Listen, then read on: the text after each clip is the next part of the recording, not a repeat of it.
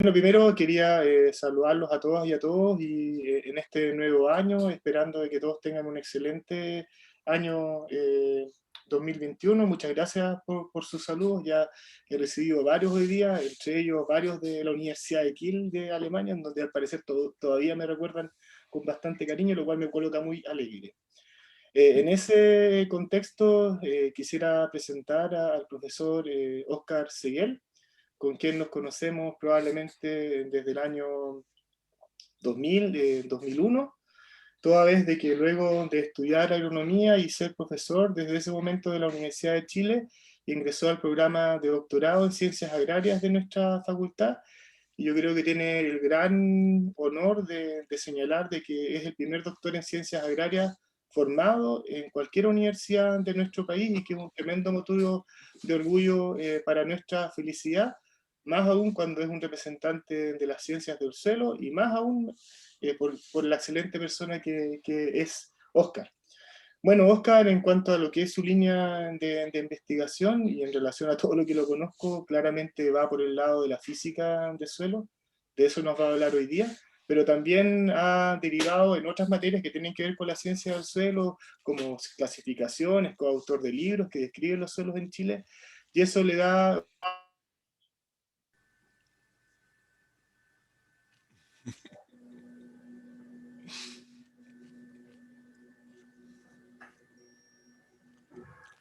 Sigo autopresentando yo. Eh, la verdad es que estoy Todo lo que ha muy... hecho, Ahí está de nuevo José.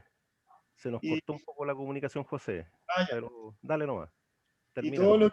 todo lo que ha hecho en distintos suelos a nivel nacional se ha reflejado en que es uno de los investigadores más destacados a nivel nacional en términos de productividad científica en ciencia del suelo, ya con más de 30 publicaciones que lo sitúa dentro de los top 5, de acuerdo a las estadísticas que tiene nuestro sistema a nivel nacional. Así que dicho eso, te doy la palabra, Oscar, que nos va a presentar una parte, entiendo yo, de lo que fue su tesis de doctorado. Sí, en realidad va a ser de todo un poco, un potpurrí de cosas. Em, por ahí por interno, Brandon Zúñiga, un alumno mío, me decía que se escucha un poquito bajo. ¿Se está escuchando bien ahora? Reposicioné mi micrófono, puedo hablar un poquito más fuerte, ¿está ok? Sí, ok. Ya, perfecto. En realidad el doctorado ya, como reseñaba José, lo hice hace rato, y en la Universidad Austral, ¿no es cierto? Con mucho orgullo, con mucha alegría de haber conocido un grupo de trabajo realmente maravilloso, desde ¿cómo se llama? Director de instituto hasta auxiliar en el laboratorio ahí, toda gente muy, muy cordial. Y desde ahí que hemos mantenido siempre una muy, muy buena relación y tratamos de hacer algunas cosas colaborativas. Obviamente este trabajo de mi doctorado lo hice hace bastantes años ya, pero por lo tanto voy a tomar solo algunas cosas y para poder proyectar de qué cosas más se han hecho, se están haciendo y dejarle la pelota pasada a José, el pase tirado a José para que en 2 semanas más, cuando nos exponga él, nos pueda mostrar un poco el complemento de lo que voy a hablar hoy día yo, que son precisamente las tensiones internas y externas de los suelos, obviamente con el énfasis en suelos volcánicos y su efecto en su comportamiento mecánico. Nuevamente agradecerle la invitación, y obviamente para poder llegar a los suelos volcánicos y a lo que son las tensiones internas y externas hay que hacer toda una contextualización. Eh, Voy a aclarar primero, yo no soy un genio en la diagramación de las diapositivas. No tengo PowerPoint tan bonito como los expositores anteriores, así que me van a disculpar lo bruto y simplón que soy. Y segundo, para los extranjeros, sobre todo, si en algún momento se me escapa alguna mala palabra, algún garabato, algún modismo chileno, me sabrán disculpar, por favor, pero es bastante común, coloquial, en la relación de cercanía con los estudiantes, de amistad con los otros colegas, que de repente se nos escape alguna cosa que académicamente no debiera ser. Pero me siento en confianza con todos ustedes, así es que les agradezco que me perdonen esos deslices. Chile bastante largo, ¿no es cierto?, con un gradiente muy fuerte, con precipitaciones que son prácticamente nulas acá en el norte, en el desierto de Atacama, y incrementan fuertemente a partir de Chillán al sur, ¿no es cierto? Valdivia queda por acá, donde está ahí la Universidad Austral, con una zona de suelos volcánicos que parte más o menos aquí en la zona de Talca, Cordillera Andina, y de ahí abarca el Valle Central desde Chillán hacia el sur, ¿no es cierto? Muchos suelos volcánicos, a pesar de que tenemos volcanismo a lo largo de toda la cordillera. Claro, nos saltamos un poquitito por un tema del ángulo de la placa de subducción en la tercera y cuarta región, lo que en Chile le llamamos norte chico, no tenemos volcanes, pero sí en el extremo norte y sí desde la quinta hacia el sur, un poco más al norte de Santiago hacia el sur, lleno de volcanes, 2000 volcanes. ¿Por qué los que están acá al norte no evolucionan a Andisolo, no alcanzan a completar esa evolución? Simplemente por falta de precipitaciones. Esa condición se encuentra a partir de los Andes, aquí a la altura de Talca, y de ahí hacia el sur por el Valle Central, con depósitos que son extremadamente enormes y que dan sustento a la mitad de la agricultura en Chile. Asimismo, como aumenta la precipitación hacia el sur, disminuye la temperatura, y eso va cambiando nuestras posibilidades de cultivo, de hacer agricultura. Y parto con esta fotografía en el extremo norte solo para visualizar algunas de las problemáticas que tenemos. Falta de agua en el norte, y en total a nivel país tenemos menos del 7% de superficie arable, lo que implica que tenemos que empezar a usar cualquier rinconcito. Este sector de aquí ya se está habilitando, pero ustedes podrán ver que hay una presión de uso por los suelos que nos hace utilizar cualquier rincón, modificar perfiles en forma de estos camellones, ¿no es cierto?, cuando son suelos restringidos en su profundidad para poder hacer cultivos en laderas, con muy pocas prácticas de conservación. Tenemos un camellón en el sentido de la pendiente, sin una buena cobertura vegetal, y ese es el dilema que tenemos la gente que trabaja en las ciencias del suelo contra los que tienen una visión mucho más productivista, que no ven al suelo como un recurso finito que se puede agotar, que se puede deteriorar, a tal punto que será muy difícil recuperarlo.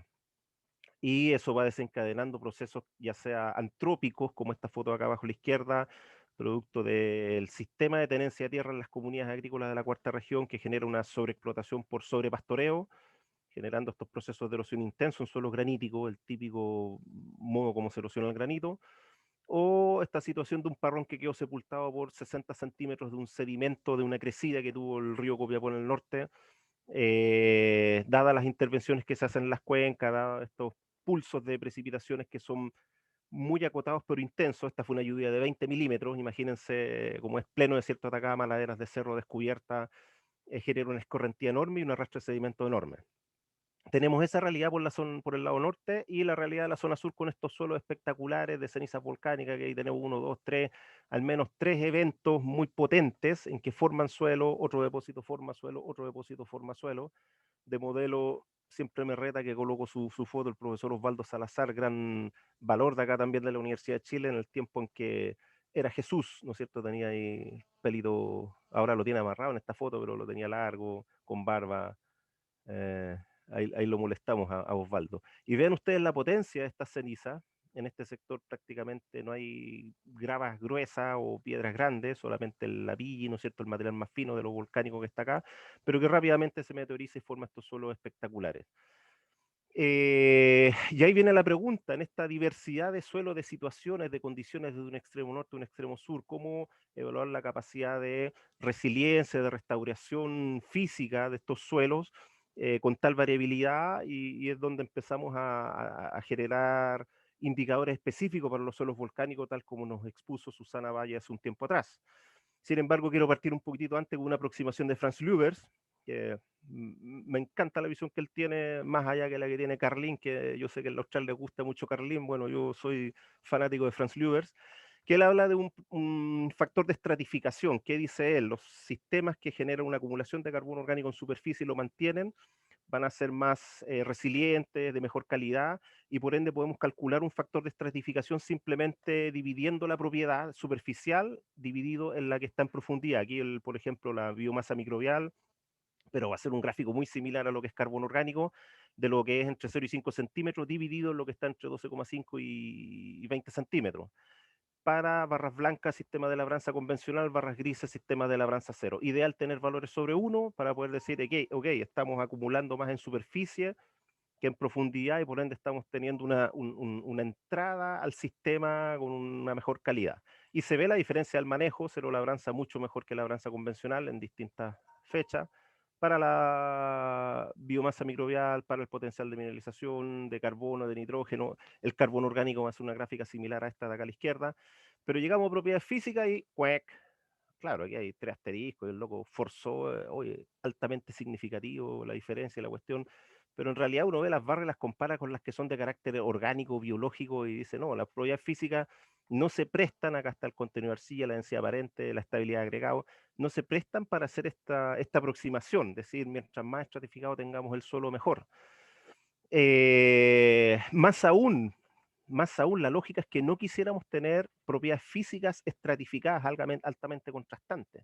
Entonces pongo de ejemplo acá un suelo de un caballero acá de la zona de Salamanca, un poco más al norte de Santiago, don Teodoro Layana, que cuando le mostraba esta gráfica y le comentaba la calidad de su suelo, lloraba de pena al pobre, porque tiene, claro, una curva en función de la profundidad de la capacidad de campo, del punto de machetes permanente, y en base a ese criterio decíamos, oye, en realidad está bastante bueno el suelo, buen diferencial para humedad aprovechable, pero cuando uno proyecta esta porosidad máxima que podría estar en torno al 50%, incluso un poco menos en esos suelos, ve estos valores de densidad aparente como de teniendo 35 a 45% de arcilla, pasamos de densidad 1,4 a 1,68, es decir, un nivel de compactación enorme, y nos indica que este suelo no va a tener más allá de un 48% de poros gruesos, perdón. La porosidad gruesa de aireación es mínima. Entonces acá tenemos una estratificación que para efectos del factor de estratificación no lo queremos, no nos interesa, no nos gusta, lo que nos interesa es una continuidad dentro del perfil en esas propiedades. Entonces yo puedo tener un suelo un poquitito bajo en porosidad gruesa, pero si esa porosidad gruesa es continua, es funcional, puede estar en un 8% y el suelo va a funcionar bien. En este caso puedo tener una mucho mejor condición física en los primeros 20 centímetros, pero si a los 20 tengo esta condición, el sistema no va a funcionar. Aquí se ve cómo se acumula el agua en exceso, y por lo tanto la raíz va a sufrir por un efecto de hipoxia, falta de oxígeno.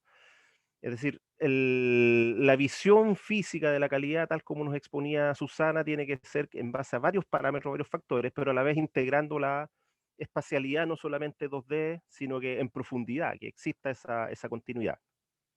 Archimedes, de sus clases hace muchos años, ya nos había mostrado o indicado algún gráfico como dentro de un mismo suelo diversos manejos pueden generar diferencias. Acá tenemos la distribución volumétrica de los distintos componentes. Los primeros son los porosos, luego vienen los sólidos, que es materia orgánica, arena, limo, arcilla, para un manejo sustentable arriba, para un manejo degradante abajo.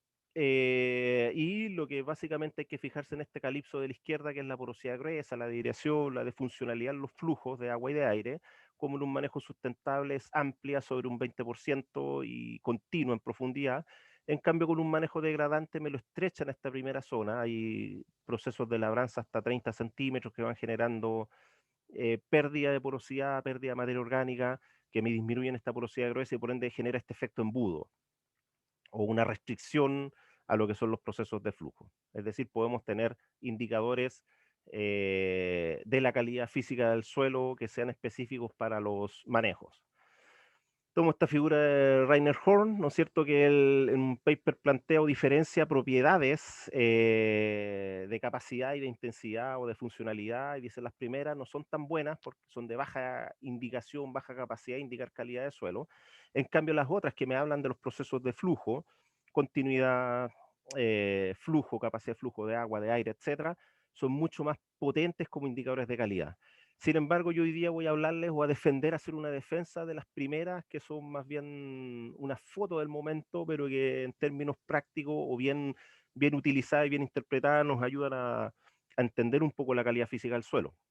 Por ejemplo, la resistencia a la penetración, donde se plantea un valor crítico sobre 2 megapascales, la resistencia al corte con 60 kilopascales de cohesión, etc.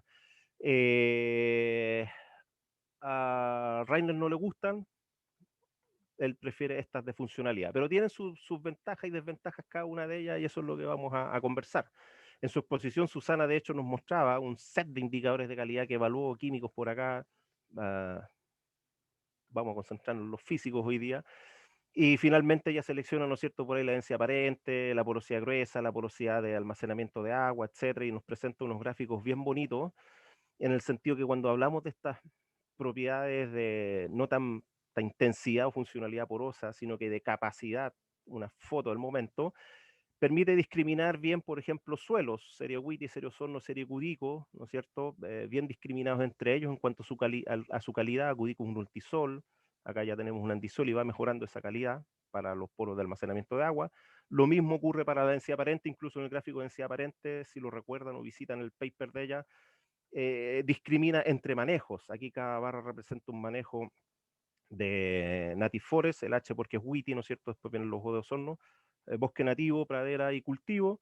Entonces, hay propiedades que son bien simplonas como la densidad aparente, pero que pueden ser útiles para discriminar diferencias entre manejos.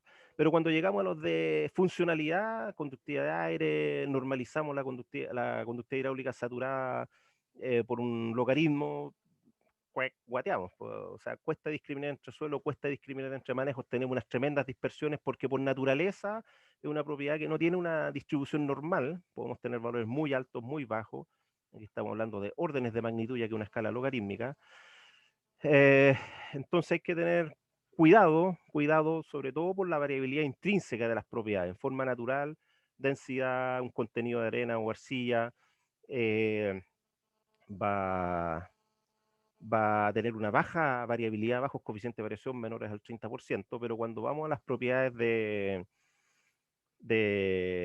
ahí Felipe está poniendo comentarios en el chat, voy a tratar de no desconcentrarme con esos comentarios.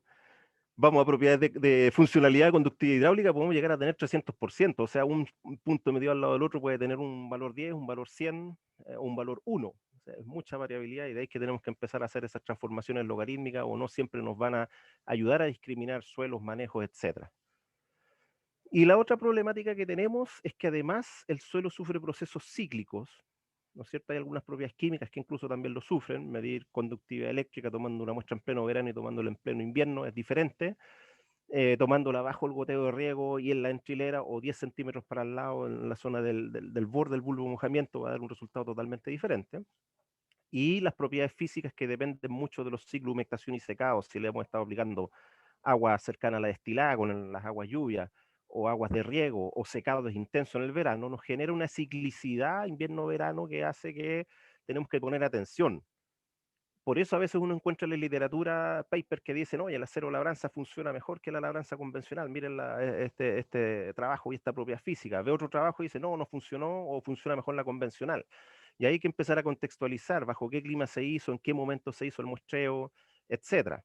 Entonces tenemos una ciclicidad, esta figura en honor a Henry Lynn, que lamentablemente lo perdimos, un genio de las ciencias del suelo, y muy joven nos abandonó, pero él tenía esta figura, ¿no es cierto?, donde hablaba de esta ciclicidad y podíamos tener cambios que podían ser aleatorios, random, ¿no es cierto?, que cambiaba un poco ese ciclo, y lo que uno ve finalmente es una expresión de, para el caso un suelo volcánico fácil 2000 años, en algún punto de una evolución de 2000 a 8000 años, va a estar viendo una foto, el gris difuminado acá, que es una cosa promedio de muchos ciclos, n ciclos a lo largo de esos 2000 años de humectación y secado. Y uno en algún punto se para y dice, oye, evaluemos la calidad física, cómo evaluamos los manejos que estamos haciendo en este contexto, con esa variabilidad temporal, pero también una variabilidad espacial, ¿no es cierto? Un trabajo de José del año 2016, por ejemplo, aquí está integrado la temporalidad junio y diciembre, evaluaciones de contenido volumétrico de agua, el clásico trabajo que ha estado trabajando José en ese sitio donde este sector de acá arriba en diagonal a la derecha hay bosque nativo y hacemos una transición hacia una pradera, acá abajo a la izquierda. Cada uno de esos rectángulos representa esa transición que genera una variación en la profundidad del suelo, una variación en la cercanía del nivel freático a la superficie y obviamente en todo el resto de las propiedades físicas del suelo. Una variabilidad temporal, una variabilidad espacial, que para el caso del contenido volumétrico de agua en realidad tiene rangos que si uno lo ve temporal y espacialmente no son más allá de 10 veces el valor mínimo con el valor máximo. Para el caso de la resistencia a la penetración, wow, incluso es menor, 6 veces, viva la resistencia a la penetración. Es una propiedad que es simplona, pero pero que tiene menos variabilidad, más consistente. Y ojo que aquí incluimos el factor variabilidad contenido de agua. Si la homogenizamos a capacidad de campo, debería ser aún más consistente. Vamos a los macroporos, no sé si se alcanza bien la escala, estos 4, estos 16, 4S, una buena dependencia espacial. Al agua aprovechable, nuevamente dependencia espacial.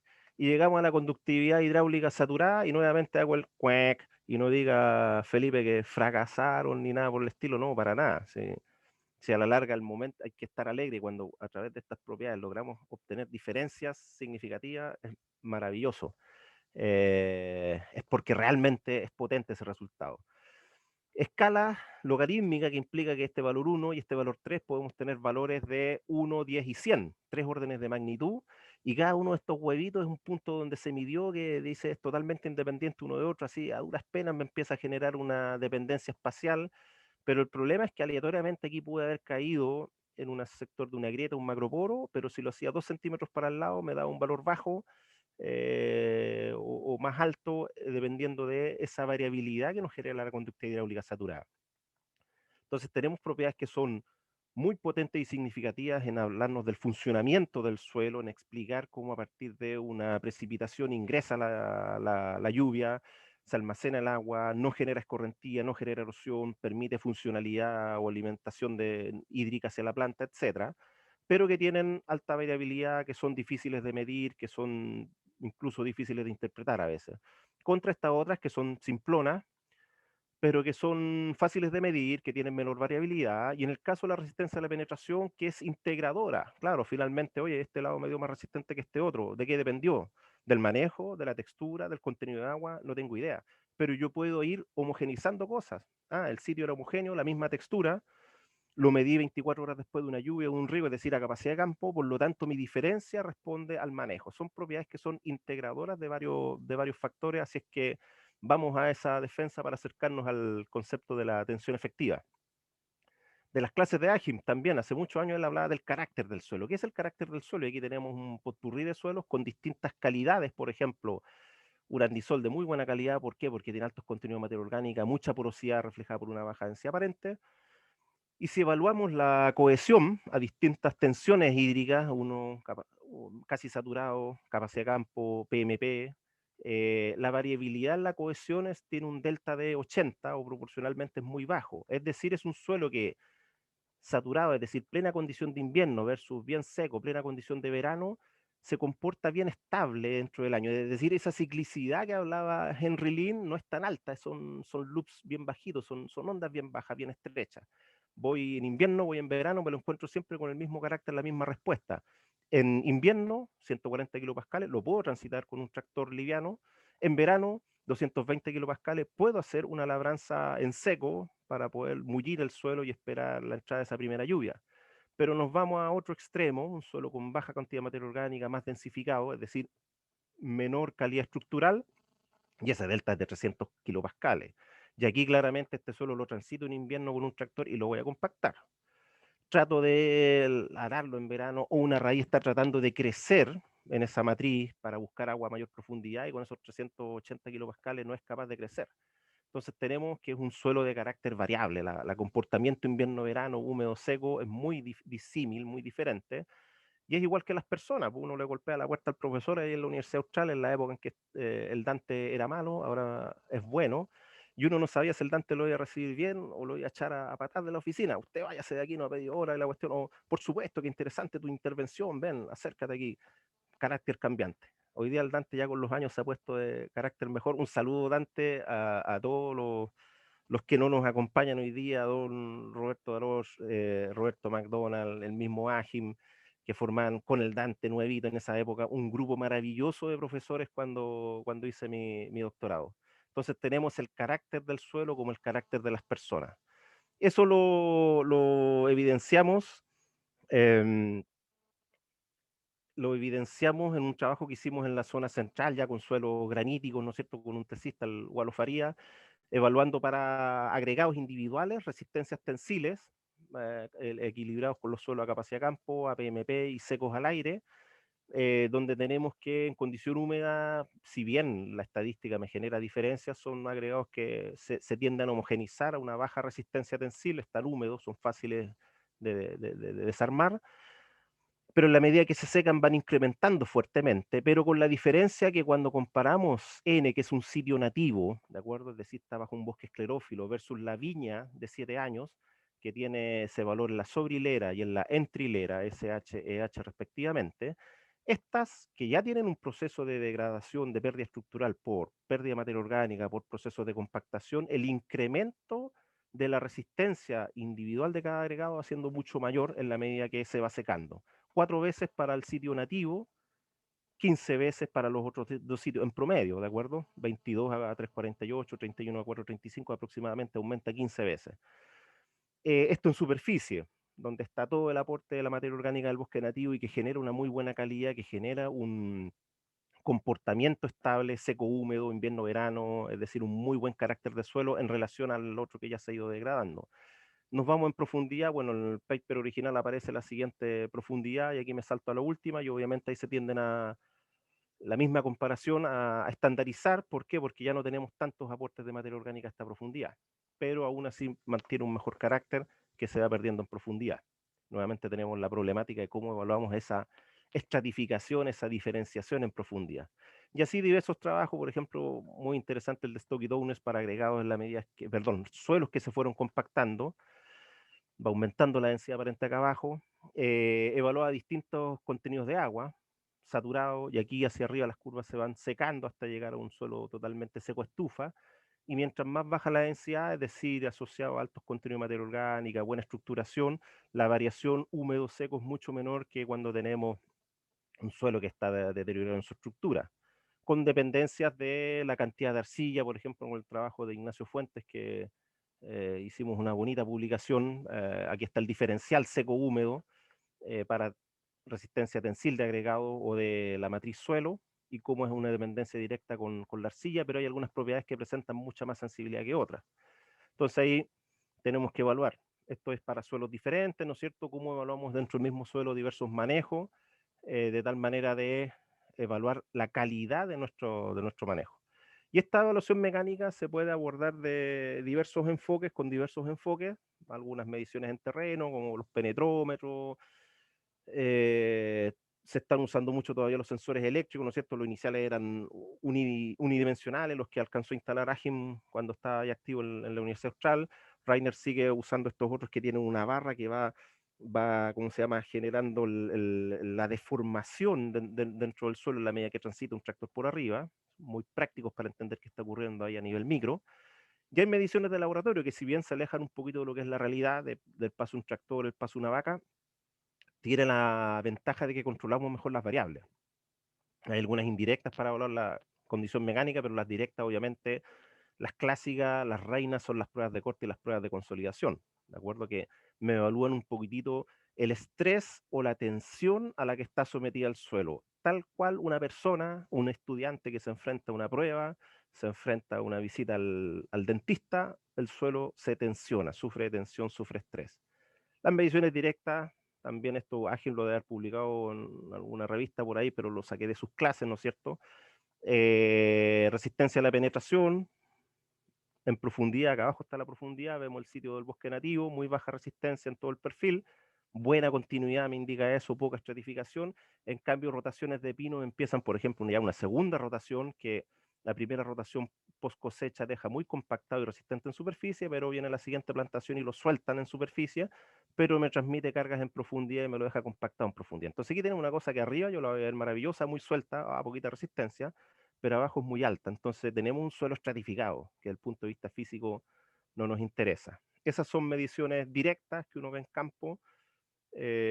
Obviamente tiene que estar el suelo a capacidad de campo para hacer la comparación de estos manejos, pero las de laboratorio permiten extraer un montón más de información que es muy sabrosa, es lo que trabaja José Dene, es lo que trabaja Rainer Horn, ¿no es cierto?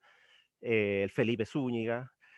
Y tenemos las dos pruebas clásicas, arriba a la izquierda la prueba de corte, una recta de Coulomb, que nos permite sacar dos parámetros, como esto se ajusta a una... Esto es básicamente la resistencia que tiene una muestra a un desplazamiento tangencial, es decir, esta flecha roja horizontal de acá, en función de la carga normal, es decir, el peso que se puso aquí arriba, puede ser un tractor chico, un tractor más grande, una maquinaria de cosecha, cada vez más peso, Por lo tanto, la resistencia va aumentando de manera lineal, rectilineal, afortunadamente, en la medida que aumenta la carga normal que pusimos acá arriba.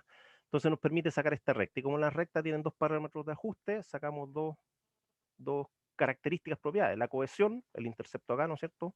31,9 para una condición seca al aire, y en este suelo 21,1 para el saturado. Y el ángulo de fricción, que no es nada más que el arco tangente de esta pendiente, ¿no es cierto?, que nos va a dar un ángulo de roce interno entre partículas, entre agregados, dependiendo si hemos destruido o no los agregados. De aquí para adelante voy a empezar entonces a referirme a la prueba de corte, hablando de valores de cohesión o de ángulo de fricción derivados de esta prueba. Y la otra prueba clásica es la que relaciona cómo se deforma el suelo en la medida que estoy aumentando la carga, el peso, estoy aumentando el tractor porque le puse otro tractor encima, porque puse el equivalente a 3 tractores, a 4 tractores, etcétera, y en la medida que va aumentando esta carga en una escala modificada a logaritmo, ¿no es cierto? Aquí está la escala logarítmica, comienza a haber una deformación que en algún punto sobrepasa un punto crítico. Estas son las pruebas de consolidación, ¿no es cierto?, y que nos permiten derivar este punto crítico sobre el cual cae fuertemente esta porosidad en esta escala logarítmica, que me dice sobrepasé la zona de comportamiento elástico del suelo. El suelo es, si bien tiene una histéresis, se devuelve por otro sector, llega más o menos al mismo punto en la medida que yo esté por debajo de este valor de precompresión. Entonces presenta una elasticidad, pero si yo le rompo sobrepaso ese límite, lo deformo de manera permanente y ya su recuperación viene a ser más baja. A costa de una pérdida de porosidad, yo genero una nueva capacidad de soporte o valor de precompresión. Esto se hace entonces con procesos de carga, donde uno va midiendo la deformación del suelo, deformación que aquí se llevó a relación de vacío, es decir, metros cúbicos de poros por metros cúbicos de sólido. Puede haber sido densidad aparente, puede haber sido porosidad, puede haber sido altura. Cualquiera de ellas me genera la misma curva en función de la escala logarítmica de la carga normal, el peso que yo puse en superficie. Entonces me permite sacar como gran valor la capacidad de soporte y también estas pendientes que van a corresponder a módulos de formación, módulos de recuperación acá, etcétera. Ahí están las dos pruebas clásicas para evaluar el comportamiento mecánico del suelo. Figura vieja, me van a criticar, olvídense, esto es como el rock clásico, hay temas que no pasan nunca de moda y esta figura no pasa nunca de moda, de Horn del año 88, Catena Supplement número 11. O sea, desde ahí, desde el origen de los tiempos está Rainer Horn. En vez de poner el asentamiento, no, está bien, asentamiento, perdón, claro, aquí estamos perdiendo porosidad, por lo tanto hacia abajo va la curva, aquí lo pone hacia arriba, el porcentaje de asentamiento, cuánto se me está comprimiendo la muestra. Equilibrado a 6 kilopascales a 30 kilopascales, es decir, esto es más cercano al valor clásico que ocupamos acá en la zona central de capacidad de campo. Mientras más seco, menos asentamiento, todas las curvas están más bajas, proporcionalmente son los mismos horizontes del mismo suelo, menos compresión, mientras más seco el suelo. A una misma densidad aparente, manda la cantidad de arcilla, por ejemplo, entre estos dos, 1,45, 1,46 la densidad aparente, pero este tiene 46% arcilla, 12% arcilla, el que tiene 12% se deforma mucho menos que el que tiene 46, es decir, mientras más húmedo el suelo, más deformación, mientras más arcilla el suelo, más deformación, y finalmente a mismo nivel de arcilla, densidad aparente está indicando que mientras más poroso el suelo, aquí este tiene 17% arcilla, este 17% arcilla, pero se me deformó mucho más el que tenía menos densidad. Es decir, mientras más porosidad tengo disponible, más posibilidad de deformarme. Entonces hay principios que explican esa compresión, compactación del suelo en función de la textura, el contenido de agua, la densidad aparente o la estructuración. Obviamente va a surgir la materia orgánica, como por ejemplo acá para pruebas de corte. Acuérdense que esto relacionaba, sacaba dos parámetros, la cohesión y el ángulo de fricción. Los tengo acá al lado izquierdo, cohesión, ángulo de fricción. Nuevamente, menos 6 kilopascales, menos 30, menos 70. Mientras más seco el suelo, más cohesión, más ángulo de fricción. Mientras más materia orgánica, más cohesión, más ángulo de fricción, porque estaba favoreciendo procesos de estructuración, de unidades más definidas, de roce entre agregados, etc. E incluso el tipo de materia orgánica, si está ligeramente descompuesta o altamente descompuesta, también podría ir generando alguna diferencia en el comportamiento. Figura de Chang, año 95, nuevamente figuras que no pasan de moda porque son clásicas explicativas. Y aquí está algún resultado que sacamos con un Fondesit que tenía Agin por aquel entonces cuando yo estaba haciendo mi doctorado, y para entrenarme me puso de esclavo a hacer un montón de pruebas de corte. y de consolidación, pero yo me entretuve muchísimo. Si miramos los gráficos de la derecha, para un suelo arcilloso, mineralogía cristalina clásica, se cumple la lógica. ¿Por qué? Porque acá está saturado, acá está menos 60 kilopascales, acá está menos 1600 kilopascales, y en la medida que se seca el suelo, aumentan las resistencias. Y ahí vemos cómo se comporta diferente según el tipo de suelo. Fresia y Metrenco son ultisoles, mariposas alfisol, pero muy similares en su esencia en sí. Pero también si es de superficie o de profundidad puede variar, según el manejo puede variar, etc. La cuestión es que cumple la lógica. Mientras más seco el suelo, más cohesión, más ángulo de fricción, tal como lo señaló en su entonces Chang y Jarque. O sea, ¿qué de novedoso hiciste, Seguel, por Dios, en esos años? Bueno, para los andisoles, que son las gráficas de acá de la izquierda, tenemos que esto de que mientras más seco, más alto, se cumple en la mayoría de los casos, pero quedan excepciones, y fíjense ustedes, esta recta roja acá de cuadrado es un suelo Pemehue, andisol, la muestra en profundidad. Y lo que está ocurriendo acá es que este suelo en profundidad se comporta como si fuese una arena. Uno le hace una textura, y vamos a ver más adelante los resultados texturales, tiene bastante limo como buen andisol.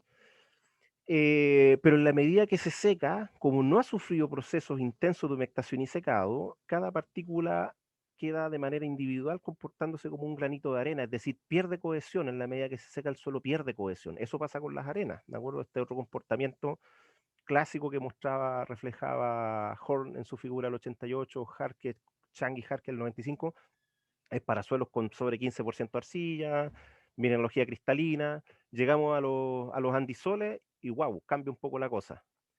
Y el diferencial cuando comparamos este valor con este valor seco húmedo, es decir, el carácter del suelo, a la izquierda los andisoles, mucha menor variabilidad implica mucho mejor carácter, es decir, menos ciclicidad invierno-verano, menos variación húmedo-seco, que los hace suelos que son mucho mejores que los otros arcillosos que estaban al lado derecho. Indistintamente, bueno, hay diferencias obviamente del uso, si es praderas, si es bosque, si es superficial o si es en profundidad, pero claramente me muestran una muy buena calidad de estos suelos en relación a cualquier otro. Y ya a nivel de agregados individuales, ¿qué es lo que está pasando? Podemos ver que pueden estas pruebas mecánicas de consolidación o de corte, ¿no es cierto? Esta es la que comprimíamos en una dirección y esta es la que hacíamos la prueba de corte tangencial para sacar la cohesión. Existe una dependencia del valor en función de la densidad aparente como una relación directa. Pero si ustedes analizan cada uno de los suelos que vienen de dos manejos diferentes, dos profundidades diferentes, por eso 4 puntos, si uno no lo analiza de manera independiente, estos 4 puntos uno hubiese dicho, oye, no hay ninguna relación entre la capacidad de soporte y la densidad aparente, o ninguna relación entre la cohesión y la densidad aparente. El asunto es que cuando uno los grafica en su conjunto, se ordenan. Acá arriba está el Bramadero, el primer andisol que pillamos en Talca, con las precipitaciones de 600 milímetros. Avanzamos hacia el sur y aparece Osorno y Pemehue, que son clásicos andisoles típica Pludán. Esto es más bien de régimen de humedad sérico. Entonces se explica que tenga más densidad y a su vez más capacidad de soporte. Y en el conjunto los suelos ellos se ordenan. Esto es una paréntesis, porque a la larga la densidad aparente es un criterio de clasificación de los andisoles que dicen que tienen que estar menor a 0,9 gramos por centímetro cúbico, ¿no es cierto? O megagramos por metro cúbico.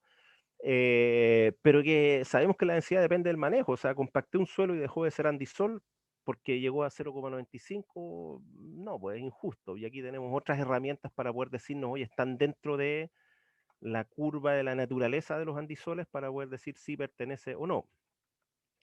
Vamos entonces al tema de hoy, que es, y perdón por ser tan difuso, que es la teoría de la tensión efectiva. ¿Cómo se estructura un suelo?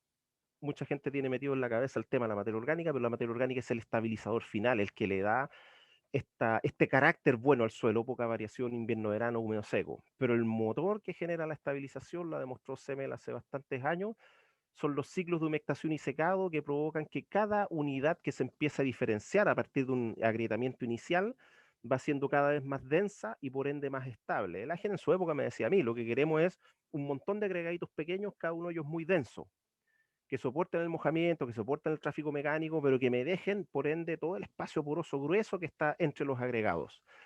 Y yo no lo entendía mucho, no le creía mucho, y veía esta gráfica y decía, ya, ok, pero pucha, es un agregado denso. Pero claro, este es el agregado individual. La matriz tienda a mantenerse o variar muy poquito, y en relación al agregado estamos generando porosidad gruesa entre los agregados. Entonces, estos ciclos son mucho más efectivos mientras más húmedos tengamos los suelos, es decir, por eso en forma natural los suelos en la zona sur en Chile se estructuran mejor, porque tienen más aportes de materia orgánica al estabilizador final, y porque además tienen ciclos de humectación y secado más cercanos a condiciones húmedas, saturación. En cambio, en la zona norte tenemos unos secados intensos en verano, veranos larguísimos y unas pocas lluvias en invierno que no alcanzan a favorecer estos procesos de estructuración. Pero sí es interesante evaluar cómo afectan los ciclos de riego sobre estos procesos de estructuración. Ahora, esto es para el agregado individual. ¿Cómo se comporta respecto a la matriz? Efectivamente, un agregado individual va a manifestar, por ejemplo, en rectas de corte, acá está la carga normal, es decir, cuánto cargué el agregado respecto a la resistencia al corte. Acuérdense, el intercepto es la cohesión, el ángulo, la pendiente da el ángulo de fricción. Y tenemos un agregado individual que está seco de un sistema de labranza convencional y su respectiva matriz. Un sistema de manejo convencional que sabemos que es más degradante que el acero labranza, va a tener entre esta curva punteada roja y la continua ahí arriba, que es la matriz y el agregado individual, una tremenda diferencia. Respecto al cero labranza, que es un manejo más amigable, ¿no es cierto? La diferencia es menor, la matriz seca de cero labranza versus el agregado individual, que mantiene una resistencia tal que me permite que aguante ese peso, ese tractor que está pasando encima, pero no es excesiva como este otro, que me dice el momento en que yo quiero hacer una preparación de una cama de semilla en labranza convencional, voy a obtener puras unidades gruesas, densas, extremadamente resistentes que me va a costar romperlas. Bueno, estos están en seco, en húmedo tienden a homogenizarse las distintas condiciones, pero aún así me explica este fenómeno que en la medida que se está densificando el agregado, me está generando una matriz más porosa, más friable, más mullida. Entonces, ya tenemos evaluado estos fenómenos de compresión y los fenómenos de corte, y qué es lo que está ocurriendo aquí justo debajo del neumático del tractor, y eso se trata de reflejar un poquitito en la teoría de la tensión efectiva del suelo, y que es extremadamente potente como idea, sobre todo hoy día cuando estamos ya pasando de maquinaria que consideramos normal, pero igual es bastante potente, a estas tremendas cosechadoras que llegan a aplicar 30 toneladas por hectárea, 30 toneladas, ¿no es cierto? Estas maquinarias cuando están cargadas generan unos niveles de presión enormes que van transmitiendo presiones en profundidad. Ese es tema de Rainer, tal vez José nos hable un poquitito de esto en 2 semanas más. Yo me quiero concentrar en la teoría de la tensión efectiva, que finalmente todas esas cargas me generan jerárquicamente primero el colapso de los poros más gruesos, luego siguen los más finos, y cuando estos procesos de carga y tránsito, es decir, compresión y patinaje, son más intensos, incluso va generando una deformación y la tendencia a formar estas estructuras laminares, ¿no es cierto?, con flujos horizontales que van a ser mayores a los verticales. Ahí está la figura de Rainer Horn. Y que para el caso del tránsito animal es lo mismo, el pastoreo directo va generando incrementos desde un periodo de 12 años de pastura a 50 años, sin intervenir esa pradera, donde las presiones finalmente en superficie por la pata, la presión de la pezuña del animal, no van a incrementar mucho más, básicamente el mismo animal, no sé cuántos kilos tendrá una vaca, y después Felipe me sopla por el chat, pero sí se empiezan a transmitir acumulativamente en profundidad y me generan acá una compactación que se transmite en profundidad respecto a la condición inicial. Y aquí es donde empezamos a tener la necesidad de ir soltando mecánicamente, renovar la pradera, etc. Ahora, esta es una vaca que ejerce una presión de 120 kilopascales a todo reventar en una condición húmeda. Este otro monstruo de acá va a transmitir esa compresión a mucha más profundidad, 60 centímetros, donde ya hasta con subsolador nos cuesta alcanzar ese sector para hacer la soltura mecánica. Y al fin llegamos a la teoría de la tensión efectiva, que es simplemente el arreglo o lo que realmente están sintiendo las partículas sólidas dentro del suelo, que depende de las cargas externas, es decir, la presión que estoy ejerciendo arriba en superficie con ese tractor, que se refleja por estos vectores que me comprimen estas figuras, estas partículas, y que por ende en el interior o en el punto de contacto generan una presión, es decir, la tensión interna, aquí está el efecto de la tensión externa, la tensión interna, que es proporcional al grado de saturación que tenga el suelo. Esto va desde 0, totalmente desaturado, hasta 1, totalmente saturado el suelo. de tal manera que esta presión externa genera eventualmente una salida de agua. Vamos a ver una figura animada de Rainer Horn que es muy bonita, que explica ese fenómeno, y que cuando se libera la carga, pasó el tractor, como hay una elasticidad de las partículas, estas recuperan su forma y eventualmente se puede generar, el reingreso de agua no es total y se genera una tensión interna. El suelo queda con un menisco más contraído, es decir, más tenso, más negativo. Entre medio, esto la teoría la desarrolló Bishop el 59, decía hay una presión de aire, pero como el aire es bastante compresible a esas cargas mecánicas, es despreciable, y finalmente lo resumimos a esto, ¿no es cierto? Donde la presión efectiva que sienten las partículas del suelo va a depender de la tensión externa, es decir, las cargas mecánicas que estamos poniendo en superficie, y de la tensión interna, la tensión de agua que hay acá, o que eventualmente puede ser positiva, presión de agua en el momento en que está transitando la maquinaria y que puede ayudar a colapsar el sistema poroso, a colapsar el agregado, porque le da una menor resistencia, ya lo vimos. En términos prácticos, un suelo arcilloso sobre 15% arcilla, si pensamos que en la medida que se seca, el porcentaje de porosidad que se va desaturando, esa pérdida de poros con agua va siendo más lenta, en general se tiene que, esto va aportando como un incremento en la tensión efectiva. Aplicamos una carga arriba de 50 kilopascales, el suelo está a 6 kilopascales de tensión, es decir, el 95% de su sistema poroso con agua, esto contribuye con 5,7 kilopascales extra. ¿Por qué? Porque hay una tensión de agua, el agua chupa. Y en la medida que se seca va haciendo el mismo efecto, de tal manera que la tensión efectiva va incrementando en la medida que el suelo se seca. Pero en un suelo arenoso ocurre algo diferente, y aquí quiero que se acuerden el PMW, que se iba en tendencia contraria con sus cohesiones. En la medida que el suelo se secaba, se comportaba como una arena, les dije yo. Hay un punto intermedio de secado, que es donde agarra más cohesión, pero después la caída del agua dentro del sistema poroso es mucho más violenta en la medida que el suelo se seca, es mucho más brusca, y por ende puede empezar a caer nuevamente. Entonces, ¿por qué uno cuando va a la playa a hacer castillos de arena no lo puede hacer o no lo hace con la arena totalmente seca, con la arena totalmente saturada, porque se le desarma? Porque hay un punto intermedio en que las arenas manifiestan una máxima cohesión, tensión interna, o total en este caso, que me permite dar vuelta al baldecito, sacarlo y que me quede armado el molde con arena.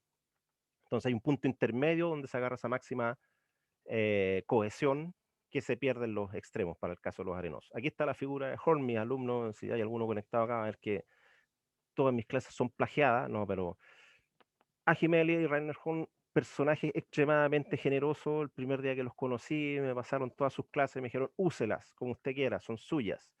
Así que es la manera de hacer ciencia, de hacer educación, el compartir esa información, el enseñar.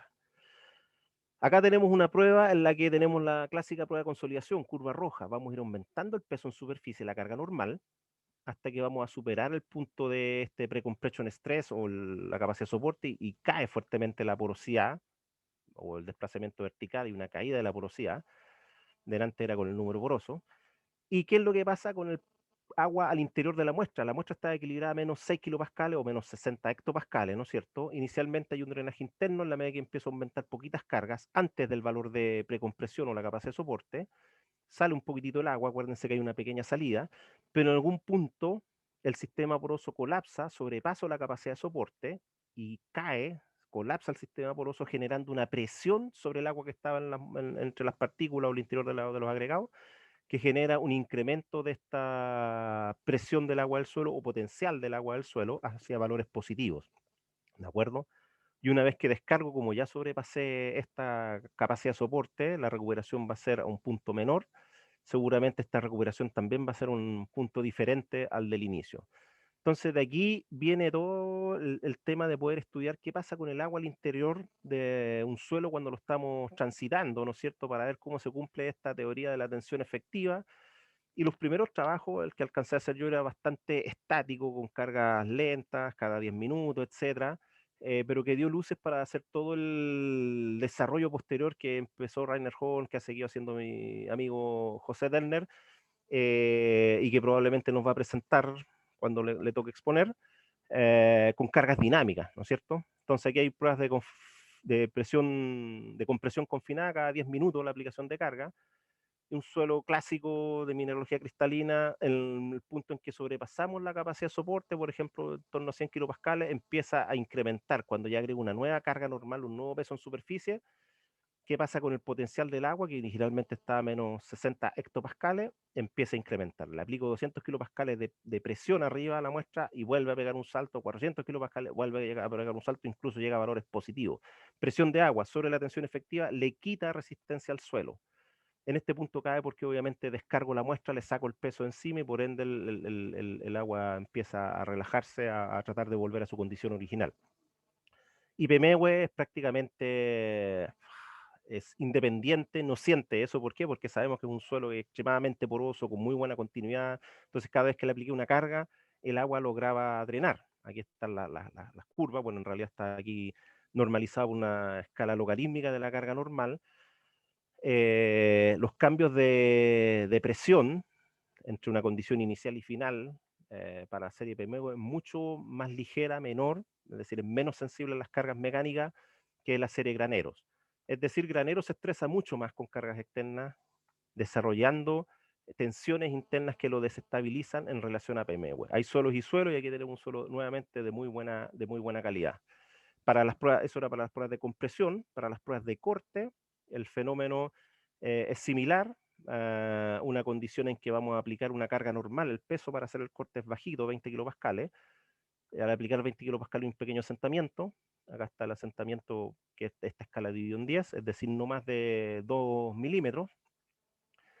Pero cuando le puse esa carga de 20 kilopascales, el potencial mátrico, que está en torno a menos 60 hectopascales, se pega un saltito, y durante la prueba de corte se mantiene, y en algún punto para esta carga que no supera la capacidad de soporte, es decir, mantengo los agregados individuales y empiezan a rozar, a desplazarse unos sobre otros, incluso puedo empezar a desarrollar presiones un poquitito más negativas. Y ahí está la resistencia en rojo.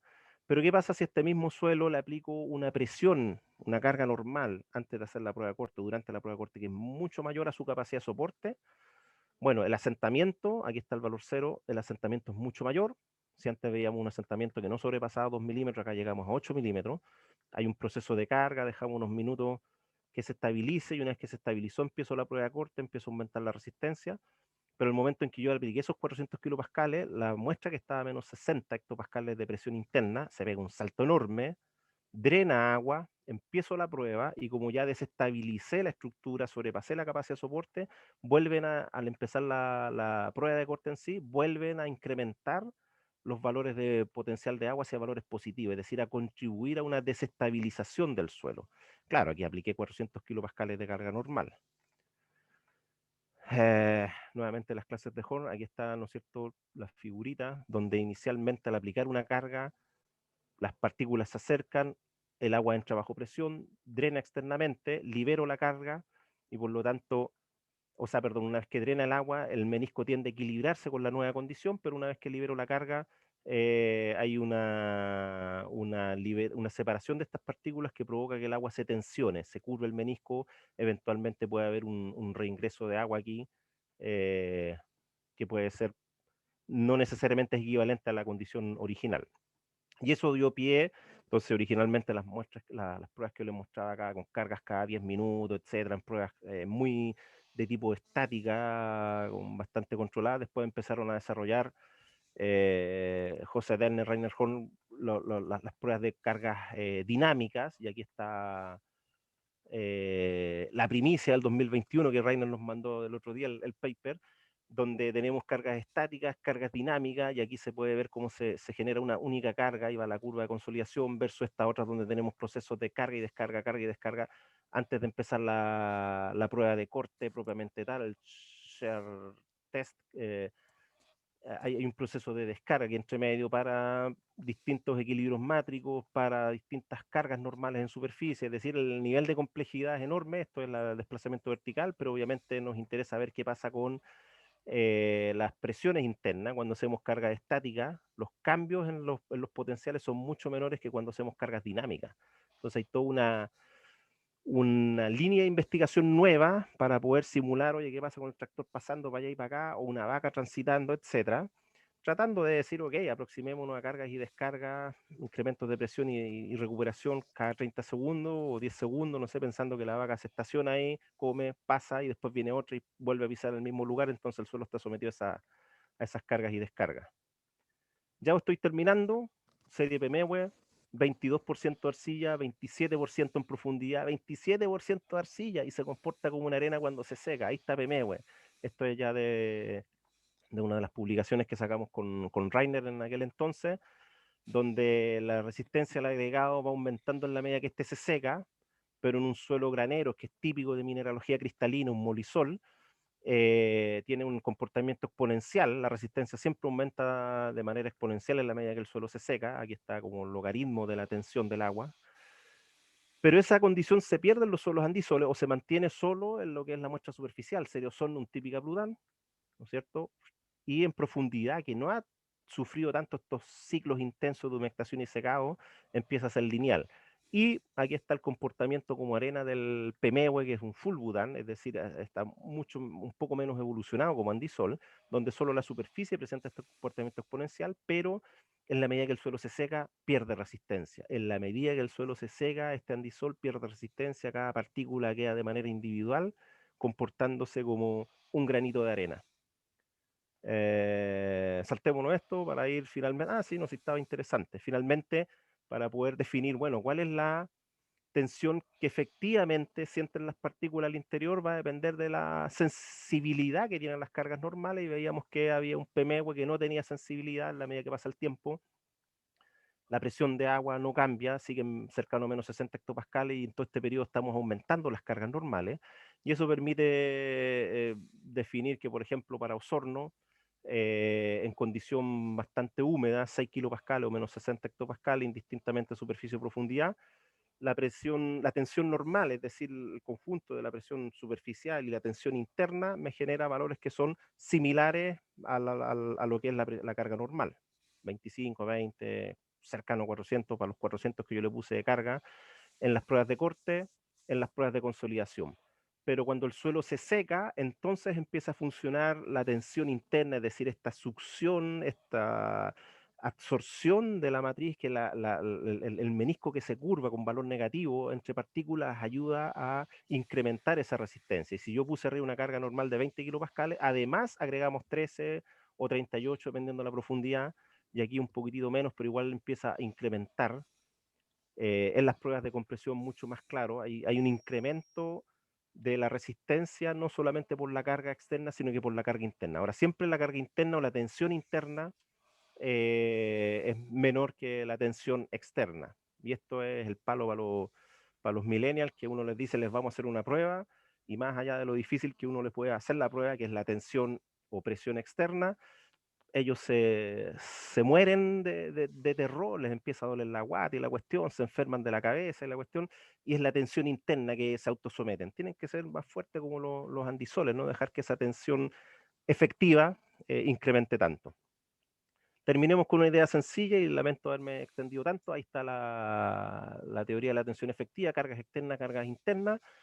Pruebas de corte que hicimos en el año 2000 con Najem de su Fondesit, cuando yo llegué a trabajar de esclavo allá al laboratorio, a aprender todas las metodologías antes de desarrollar mi tesis doctoral. La prueba de corte. Aquí está la resistencia al corte, la carga normal, es decir, el peso que puse encima, y luego empiezo a generar este fenómeno de corte para sacar intercepto, que es cohesión, muy cercano cuando son bien húmedas las muestras, 21, 19, e incrementa en la medida que el suelo se seca. Este ozono de bosque, es decir, por eso en una condición ya cercano a capacidad de campo y de ahí a más humedad no hay tanta diferencia en el comportamiento de la cohesión, pero en la medida que se seca sí incrementa la cohesión, esta recta de acá arriba. Entonces este color, aquí sacamos la cohesión, 32 kilopascales, en torno a 20 kilopascales para estas otras dos.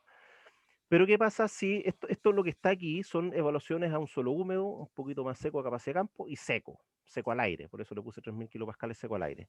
¿Qué pasa si ahora ordenamos este set de puntos y en vez de poner acá el sigma n colocamos el potencial mátrico y reconstruimos una curva de corte? Esta vez no tomé las 4 rectas, tomé la de 13, 30 y 40, aquí este set de datos y este set de datos y los reordeno para ver cómo la tensión interna, el potencial mátrico, me va generando también un incremento en la resistencia al corte, en la medida, y ese incremento va siendo también proporcional en la medida que aumentó la carga normal que yo tenía puesta sobre la muestra del suelo. Ya ahí vemos cómo sí se ordena de manera lógica, de más húmedo a más seco, perdón, de menos cargado a más cargado, La cohesión es 25, 33, 37. Es decir, mientras más carga le meto al suelo, más cohesión estoy desarrollando a una determinada tensión interna, ¿de acuerdo? Eso para Cielo Osorno, que ya dijimos, se comporta más o menos similar a los suelos de mineralogía cristalina, pero siempre vamos a tener el problema de la serie Pemehue, que es una arenita en profundidad, aquí está el bosque en profundidad, la diferenciación es mucho menor, mantuve el tamaño de la escala para poder comparar, ¿no es cierto? Comparativamente este está con cohesiones de 20 a 30 kilopascales, aquí las cohesiones son bajísimas y fíjense ustedes cómo el suelo en la medida que se seca va bajando la cohesión, similar en condición bien húmeda, pero baja y prácticamente es despreciable una condición seca, comportamiento arena. Entonces cuando yo agarro estos 3 puntos y reemplazo o rehago la curva, la recta de corte en función del potencial interno, la tensión interna, me ocurre esto. Hay un desarrollo de resistencia a una condición de humedad intermedia que logra el máximo, arena de playa, hay que armar el castillito con una humedad intermedia, no muy mojado, no muy seco, pero en los extremos, muy húmedo, muy seco, se me cae esa cohesión y por lo tanto no voy a poder armar mi arena de playa. Tarea para la casa, bueno, esto se logra porque hice cargas lentas, no hice cargas dinámicas, que es lo que está trabajando José y Rainer en este último tiempo, pero sí me permite ver esta visión, cómo las tensiones internas también actúan en generar una recta de Coulomb, pero que nuevamente nos queda el desafío de entender estos suelos tan especiales.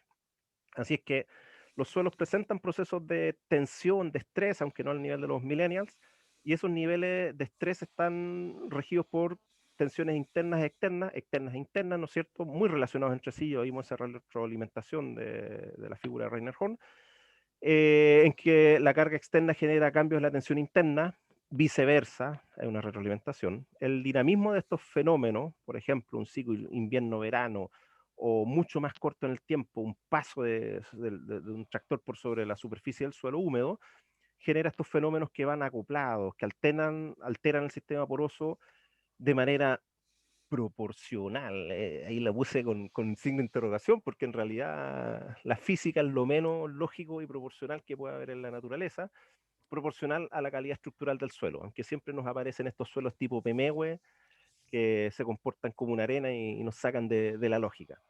En el caso de los andisoles, siempre, como nos mostró Susana, van a destacar por una buena calidad física en relación a suelo de mineralogía cristalina, alta porosidad que asegura continuidad en los flujos para la salida del agua en caso que se generen estas presiones internas, el suelo no sensitivo que veíamos ahí, que no cambiaba el potencial mátrico en pruebas de mecánicas de cargas no cíclicas, pero estamos claros que los manejos degradantes igual pueden alterar estos suelos.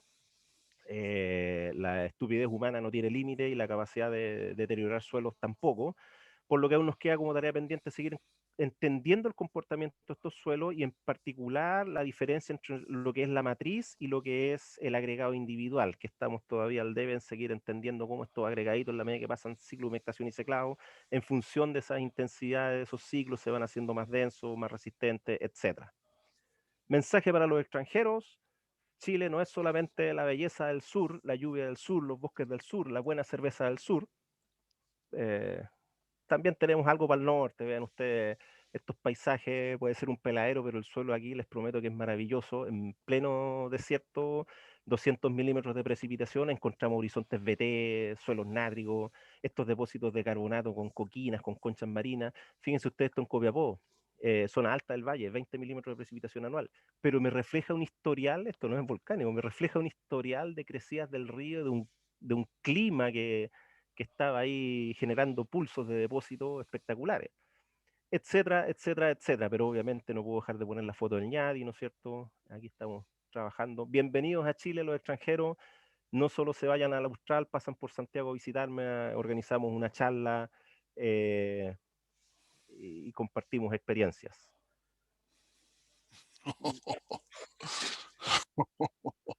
Muchas gracias por la presentación, Oscar.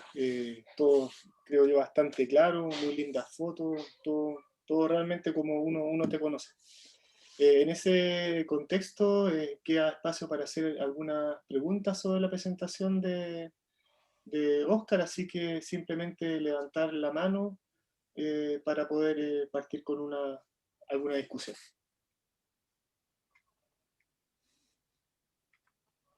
¿Quién dijo yo? Rainer? Yeah, may I ask a question? In English, sorry. Don't worry. Gunda. First of all, you gave a lecture which would be enough for one semester. This Yeah, was perfect. so- Thanks so much. So your students must be very tough to survive you, but that's great. So perfect. Congratulations, first of all. Well, you touch a point which is in the last bits, especially where we have to put more more information in it, which means the compaction and the shearing, which means this Mhm. and the shearing. Yes.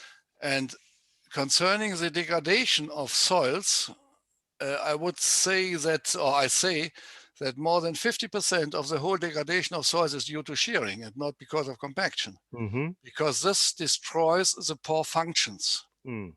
Yes. And agree. your calculations concerning the chi factor in the effective stress equation, which you showed so nicely,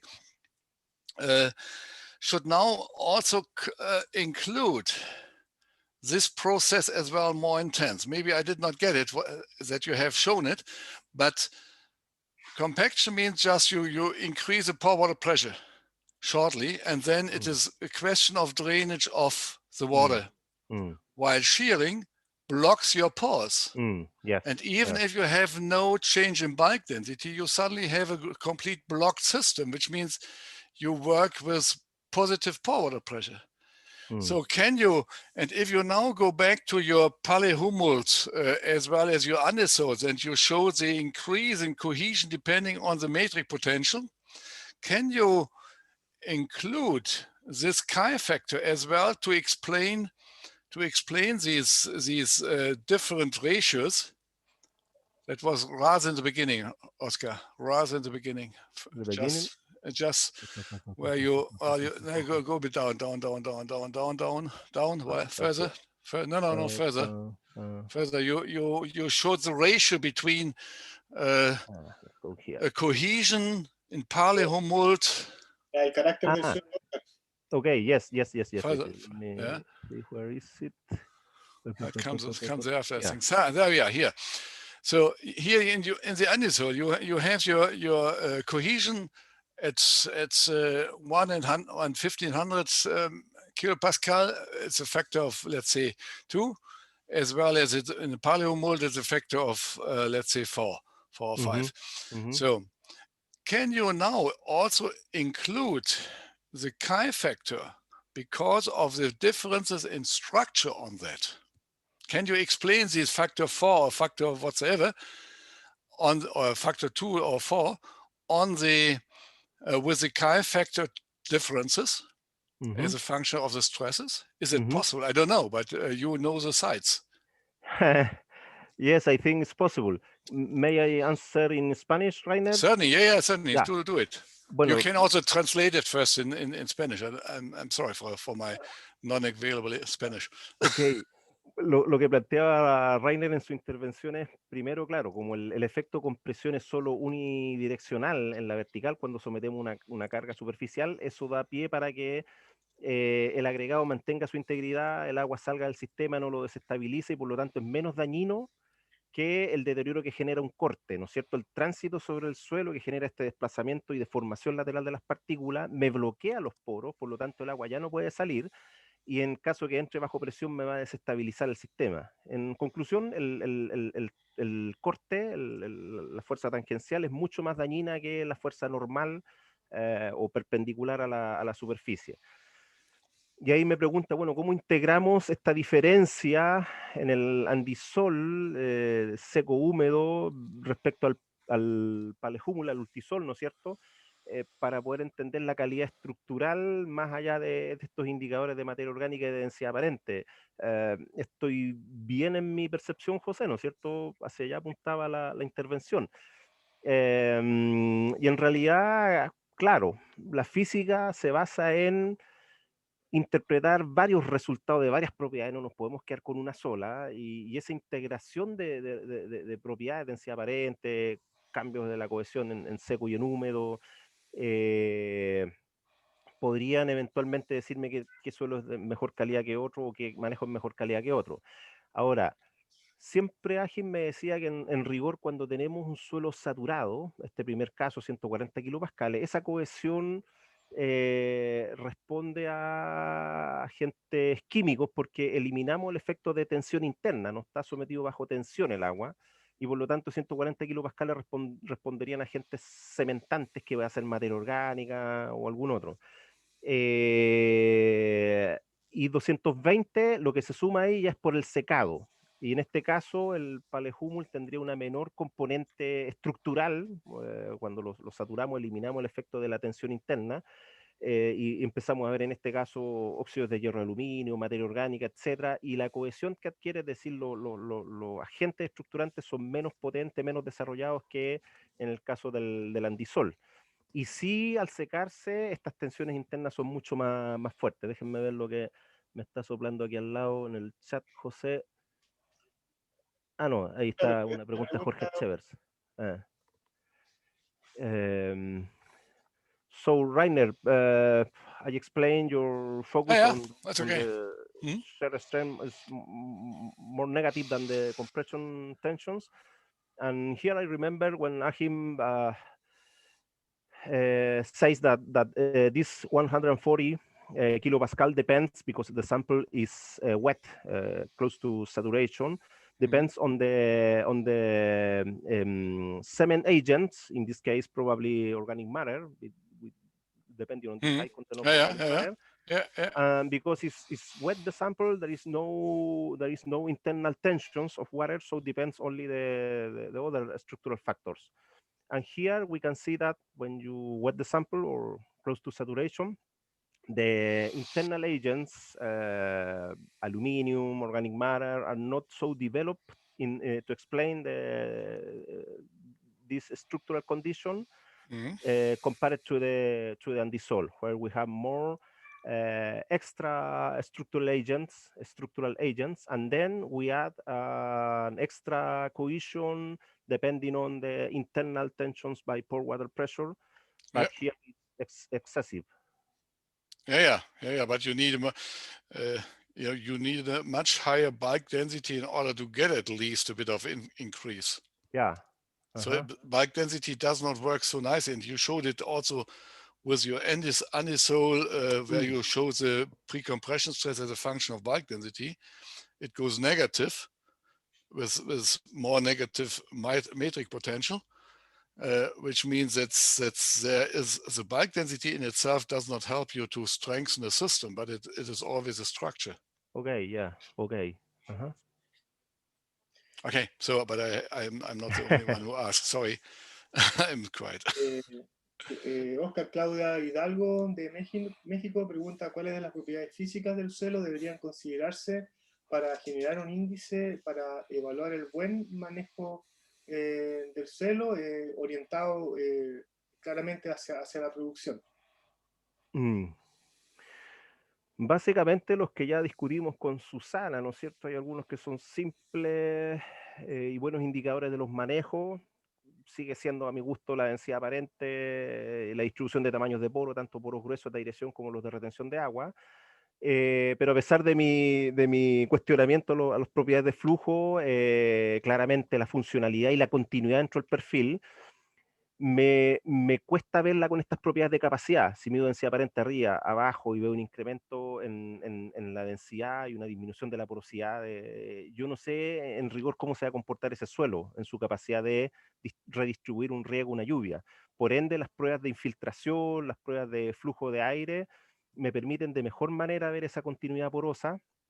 Así es que son un poquito más complejas, más variables, pero también flujo de agua, flujo de aire. Dentro del set que seleccionó Susana, creo que no estaba la conductividad hidráulica cuando ella nos expuso, pero a mí me sigue gustando. En el caso solo de mineralogía cristalina sigue siendo una buena alternativa para valor manejo. Y además que tiene más posibilidades de evaluarlas tanto en campo como en laboratorio. Y también consulta cómo otros agentes cementantes, como los geles de sílice que al parecer se están utilizando bastante en México, pueden contribuir esto a los parámetros de cohesión, corte. Mm. La verdad es que yo no sé si en el corto plazo expliquen incrementos en la cohesión. Sí, la tendencia es que los geles de sílice van a generar un aumento en la fiabilización, pero no he tenido la oportunidad de evaluarlo desde el punto de vista mecánico. Nosotros estamos en unos ensayos de palto en la zona de Peumo, Chile Central, aplicando algunos geles, estamos aplicando zeolita, y ambos empiezan a generar procesos de floculación, de estructuración de suelo, pero no, más allá de pruebas de resistencia a la penetración, no lo hemos evaluado desde otro punto de vista mecánico. Yo no sé cómo funcionarían, por ejemplo, para dar estabilidad a un talud, ni sé cómo funcionarían para evitar erosión, disminuir la aerodabilidad. Son tareas pendientes a los cuales no tengo referencia, pero que seguramente ya los han estudiado. ¿Alguna otra consulta, pregunta, sugerencia? Tal vez, Oscar, más que una pregunta, tal vez podrías contextualizar un poquitito más de por qué se pasó hace algunos años atrás de los ensayos de consolidación estática hacia los ensayos de consolidación dinámica. Todo esto tiene una historia, creo yo, que tiene que ver que la física de suelos aplicada a la agricultura viene de la física de suelos aplicada a la ingeniería mecánica, que tenía otros propósitos. Entonces, me Claro. gustaría que pudieras contextualizar un poco eso. Claro, todas las pruebas de consolidación y cortes son, sobre todo las de consolidación, son de la ingeniería civil, ¿no es cierto? Vamos a construir un edificio, un puente, etcétera. Entonces dejamos una consolidación de carga descansando sobre una muestra durante 24 horas y al siguiente día incrementamos la carga, etcétera, para ir viendo cómo se va a consolidar en el tiempo ese sustrato donde vamos a construir el puente.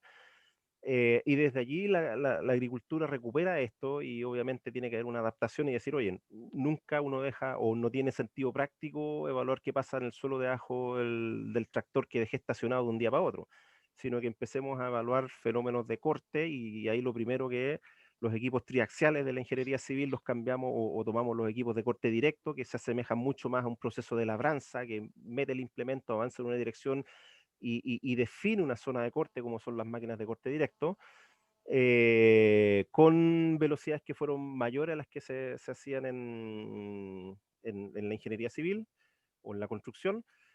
Pero bueno, esa fue la época en que estábamos con José recién partiendo nuestro doctorado y después se siguió viendo, oye, pero además podríamos tener efectos de tránsito rápido como es el pastoreo de un animal o las pasadas de un tractor por una zona frutícola, haciendo cosecha, haciendo aplicaciones, etcétera, y por ende se empezó a decir, ok, hagamos cargas dinámicas. ¿Qué pasa con el dinamismo del suelo, con la porosidad del suelo cuando estamos comprimiendo y descomprimiendo con ciclos mucho más rápidos? No quita que lo otro esté malo, porque básicamente la estabilidad de un talud en una ladera para explicar si va a haber un deslizamiento es un fenómeno de largo aliento y por ende siguen siendo válidas esas pruebas. Pero ahí tenemos que ir al detalle de ir mejorando la aproximación de la tensión efectiva. Cuando Bichon lo plantea el año 59, claro, después típico, como Van Genungten, aparecen otros genios tratando de decir, no, es que hay que mejorarlo por aquí, esto está mal, la cuestión, pero en realidad en la simpleza del fenómeno lleva a una ecuación que permite entender qué es lo que está pasando al interior del suelo, y en la medida que vamos poniendo más complicaciones, como el dinamismo de las cargas, en cuanto a tiempo, en cuanto a número de ciclos, en cuanto a periodos de receso, etcétera, para tratar de asemejarnos a un fenómeno de la naturaleza, es lo que nos va a ir complejizando esa ecuación o ese análisis, pero sin llegar a ser imposible de comprender o de analizar. Entonces hay que buscar ese equilibrio. Espero que José nos complemente esta respuesta cuando exponga y nos muestre parte de los trabajos que ha hecho y con estas cargas cíclicas. Nosotros hemos hecho algún trabajo acá, pero sobre suelos de mineralogía cristalina, por eso no mostré nada. Así que le dejo el desafío a José. Y que quede grabado, muy feliz cumpleaños, José Derner. Oye, tenemos aquí otra pregunta del profesor Echeverse esta vez, y dice, y está bien interesante, ¿cómo evalúa el uso de los límites de Atterberg? En el uso muy básico, o sea, para poder explicar el comportamiento mecánico del suelo en el fondo, y qué ventajas y desventajas tiene respecto a otros parámetros como el ángulo de fricción, la cohesión. Bueno, ahí claramente hay una relación entre ambos, pero tal vez lo podría Claro. explicar un poquito más en detalle. Claro, claro, claramente el límite de Atterberg está relacionado porque depende del tipo y contenido de arcilla con lo que uno obtiene en las pruebas de corte, de consolidación, ángulo de fricción, cohesión. La gran ventaja que tienen las pruebas de cohesión y de compresión y de corte son que uno puede tomar una muestra no disturbada, ¿no es cierto? Con un cilindro uno representa la matriz del suelo, o lo que hicimos con Ignacio Fuente, el agregado individual en su condición estructurada. El problema del límite de Atterberg es que, o no hablemos de problema, la condición en la que se hace el límite de Atterberg es con una muestra disturbada que se tamizó a cierto tamaño, por lo tanto estamos tomando partículas y microagregados muy finos, por lo tanto ya no tenemos la visión macroestructural, pero sí probablemente nos vamos a estar acercando a otros efectos o resultantes del manejo que sí me reflejan, oye, cambiaron los límites de Atterberg porque mi manejo era diferente, a pesar de que yo destruí la estructura. Lo que estoy viendo es a nivel microestructural, a nivel de sustancia orgánica, a nivel micro, sustancia húmica, cuál es el efecto sobre el comportamiento del suelo. Y eso lo hemos visto, ¿eh? Lo hemos visto, mismo suelo, misma clase textural, pero con manejos distintos presentan límites de consistencia diferentes. Siempre se pueden adaptar las cosas, el caso del límite de Atterberg no, creo que no, pero sí, por ejemplo, el test de Proctor, ¿no es cierto?, donde una muestra que está disturbada, tamizada a cierto tamaño, va rellenando un cilindro, lo va sometiendo a carga y evaluando cómo cambia la densidad aparente en la medida que aumenta el contenido de agua. Uno lo puede hacer con muestra no disturbada, se toma el cilindro que calza en el Proctor, lo mete al Proctor y hace las pruebas con el suelo estructurado, y también vamos a tener una muy buena evaluación de lo que es el manejo. Esa es una tesis que hicimos con una alumna acá, que la porfía no se ha querido titular, pero que tiene unos resultados realmente lindos, como una prueba mecánica como lo es Proctor, ayuda a evaluar calidades de manejo y respuesta frente a estas cargas mecánicas, nuevamente con un enfoque simplón. Proctor no es nada más que simple, pero es la ventaja, es simple y por lo tanto su interpretación también es simple. Ya, muchas gracias, muy clara la explicación, Oscar.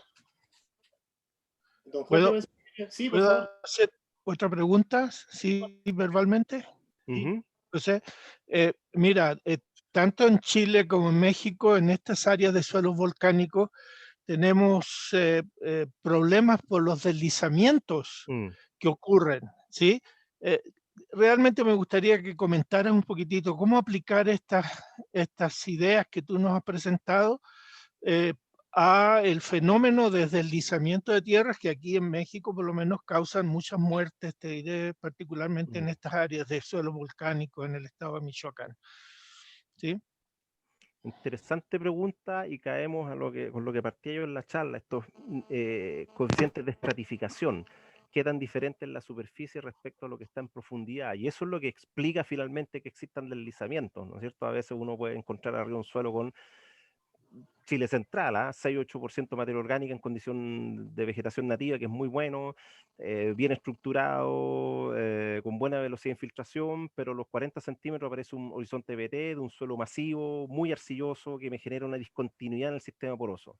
Entonces viene la lluvia y genera una entrada del agua, pero hasta ese plano del horizonte BT, que me genera una verdadera cuña de deslizamiento y provoca que el suelo se deslice. Entonces, claro, hay otro trabajo que lo presentamos en Punta Arenas hace algunos años atrás, donde hicimos precisamente pruebas de corte, pero con la mesa de corte con distintos grados de inclinación. Y ahí se puede ver que, claro, en forma horizontal, que es como se desarrolla la prueba de corte en forma clásica, a medida que aumenta carga normal, aumenta la resistencia, uno saca la recta, cohesión, ángulo de fricción, etc. Pero en la medida que uno va inclinando la mesa, el componente de carga normal se divide en dos, uno que es perpendicular a la superficie y otro que es tangencial, es decir, está contribuyendo al corte, y por ende, mientras más inclinado, la carga normal que uno está aplicando arriba contribuye a que el suelo manifieste menos resistencia y se deslice antes. Entonces, esas pruebas con superficie inclinada permiten después modelar qué es lo que va a pasar en la ladera del cerro cuando tenemos una cierta pendiente, tenemos una cierta condición de humedad, y va a transitar una oveja, por ejemplo, o un vehículo, o va a crecer un árbol, cómo ese componente de masa se transforma en una presión que tiene una componente tangencial en el sentido de la ladera y que puede generar la desestabilización. Yo sé que para estudios de deslizamiento se ocupan mucho más los límites de consistencia, ¿no es cierto?, para poder predecir, modelar qué va a pasar con esa ladera, en qué momento se puede desestabilizar, pero claramente hay un potencial con las pruebas de corte en condición inclinada para poder contribuir a entender mejor estos fenómenos. Ahora, nuevamente la prueba de corte es una separación por horizontes y eso es lo que después hay que empezar a integrar. El resultado es parcial y después hay que integrar cómo es esa verticalidad dentro del suelo para poder decir cuánto esta discontinuidad en el horizonte BT me contribuye a favorecer el deslizamiento. En el caso de la zona sur, los andisoles muchas veces están sobre una ceniza que puede estar un poco más densa, más apretada, y esa es la zona de falla, ¿no es cierto?, que provoca que todo el suelo estructurado por arriba se deslice. Y esa es la parte que hay que integrar, el comportamiento del suelo estructurado de arriba versus el sustrato menos estructurado de abajo, cómo ellos favorecen a que se me genere esta cuña de humedad que favorece el deslizamiento. Preguntas todavía abiertas por resolver. Sí, y tal vez para complementar un poco, el año 2012 fuimos con la profesora Dorota Detz a la Escuela Latinoamericana de Física de Suelos en Medellín, Colombia, y me sorprendí gratamente cuando me di cuenta que físicos de suelo, tal vez más orientados a la ingeniería, pero colombianos, utilizando todas las teorías que planteó Oscar, tienen sistemas de alerta temprana que se basan en la inserción de tensiómetros. Mira. Porque en el fondo el tensiómetro lo que está determinando no tan solo es el potencial mátrico, sino que también la presión de agua en los poros. Y eso, cuando se relaciona, ¿no es cierto?, con los círculos de Mohr-Coulomb que se derivan, ¿no es cierto?, de la recta de corte, permiten definir a qué nivel de presión de poros, porque uno puede calcular toda la carga que está encima, se va a generar una falla de corte, ya, en función de continuidad de agua del suelo, que implique que una población en Medellín tenga que ser rápidamente evacuada. Medellín está prácticamente en un hoyo. En muchas partes suelos volcánicos, y ahí no hay que olvidar que la gran porosidad, que es algo muy positivo, también implica que cuando están saturados, la masa que hay sobre estas fallas de discontinuidad son tan altas que la probabilidad de deslizamiento es altísima. Interesante. Muchas gracias. ¿Se me escucha? Muchas gracias por la explicación, Oscar. ¿Sí? Quizás tendría que agregar algo que probablemente va a salir publicado próximamente, que lo hizo la doctora Hidalgo, en el cual incorporó la naturaleza de las arcillas que están presentes en este tipo de circunstancias. ¿Sí? Sí, así va a ser que otro acá va a factor ser muy algo aquí importante. en una zona ya de México que se llama Mangangueo, donde tuvimos deslizamientos mortales, ¿entiendes tú? Ya. Hace un par de años atrás. Sí, muchas gracias, muy interesante la conferencia. Doctor Echever, le agradeceré si nos anota el nombre de la colega ahí en el chat, por favor, para tenerla presente. Fue la que hizo la primera pregunta, yo no sé. Ah, ya. Aquí la tienes, al lado mío. ¿Sí? Hola. Hola. La doctora Hidalgo. Ya. Te manda ahí el trabajo. ¿Sí? Perfecto, gracias. No sé si hay alguna otra pregunta.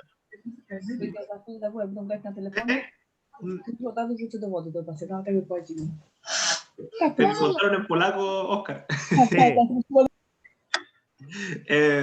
Yo tengo una pregunta, más que, bueno, gracias por la presentación, súper buena, siempre bien dinámico. Respecto a eso mismo de la naturaleza de la arcilla, en principio, claro, uno siempre le echa la culpa al alofán, ¿no? Le echa la culpa al alofán de que este podría ser el que estaría eventualmente generando este comportamiento, quizás en Pemehue. Pero también hay otros agentes que participan de la reactividad, como los complejos organominerales, ¿cierto? O la materia orgánica, dependiendo un poco del tipo de suelo, por cierto. Entonces, de acuerdo a lo que tú crees, ¿deberíamos poner esfuerzo en focalizarnos, por ejemplo, en tratar de entender desde una mirada más de la naturaleza mineralógica cuál sería el factor que estaría generando este comportamiento, o tú crees que deberíamos mantenernos en una escala a nivel de agregado, por ejemplo, y concentrarnos más bien en los factores de la materia orgánica y de la estratificación que tú mostraste al inicio de Alan Franz Gruber, respecto de cómo poder avanzar un poco en el estudio de estas tensiones internas en el suelo? Qué buena pregunta, Felipe, gracias. La respuesta es ambas, pero claro, cada uno con su enfoque, con su gusto personal, con sus capacidades. Claramente hay un tema que a los que trabajamos en una escuela de agronomía nos piden cosas, aplicaciones más prácticas, más cercanas a la realidad, por lo tanto vamos a estar trabajando a nivel de agregados. Pero después cuando ya queremos hilar fino, ¿no es cierto?, generar políticas de manejo, lograr entender por qué esas políticas, cómo se justifican, la visión micro a nivel mineralógico, a nivel de estos complejos órganos minerales, es fundamental, es el paso que se tiene que ir complementando con la aplicación agronómica. No pondría uno por delante del otro en escala temporal, sino que los pondría en paralelo, de la mano, que vayan funcionando, que se vayan retroalimentando. Cada vez los grupos de trabajo son mucho más integrales, ¿no es cierto? Donde un microbiólogo de suelo trabaja con un pedólogo, con un geólogo y con un especialista en química o en física de suelo, para lograr entender qué es lo que está pasando. Así es que sí, muy buena la pregunta. Pero obviamente sí, ambos en paralelo. Gracias, muy clara la respuesta también. Abrazo, compañero.